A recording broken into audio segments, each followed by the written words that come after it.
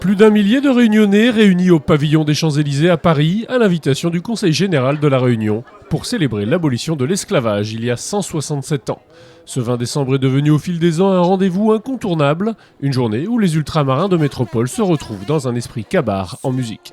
Une belle fête car on aura effectivement l'ambiance et la musique de notre pays. 6 groupes de musique, plus de 24 musiciens, des danseuses. À l'approche de Noël, l'antenne du département de Paris a une nouvelle fois célébré l'événement en grande convivialité. C'est la 5e édition, donc on a démarré à 300 au début. On est aujourd'hui 5e édition à plus de 1100. C'est dire que cette cérémonie est importante et gagne de plus en plus d'ampleur. Le 20 décembre, c'est l'occasion de réchauffer le cœur, on va dire, à travers la musique.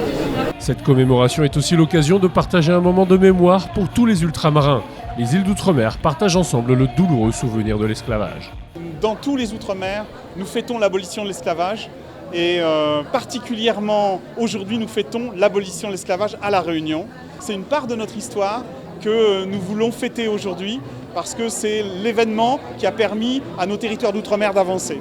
Toute l'après-midi, les invités ont chanté sur des rythmes célèbres et ont dansé sur des airs de Maloya ou de Sega.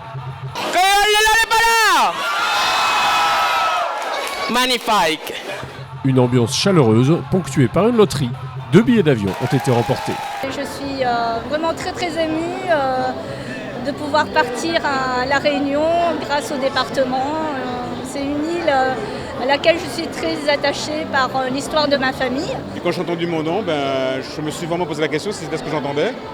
Et une deuxième fois, là j'ai réellement pris conscience que c'était moi le gagnant de ce billet et ce beau voyage pour La Réunion, que j'adore aussi. L'antenne parisienne du Conseil général poursuit son action en métropole. Une nouvelle boutique a d'ailleurs été récemment inaugurée. Elle connaît un franc succès grâce à ses produits variés, gastronomiques et artisanaux. Viens voir l'antenne de Paris à Hôtel de Ville. Il y a beaucoup d'artistes qui vont exposer. Il y a beaucoup de produits de La Réunion. C'est plus facile d'accès. Au lieu de ramener toute une valise trop lourde, viens acheter à la boutique. Un bon rapport qualité-prix. En toute fin d'après-midi, les familles se sont quittées avec un sac cadeau et un goûter aux couleurs pays, avec notamment les litchis de La Réunion.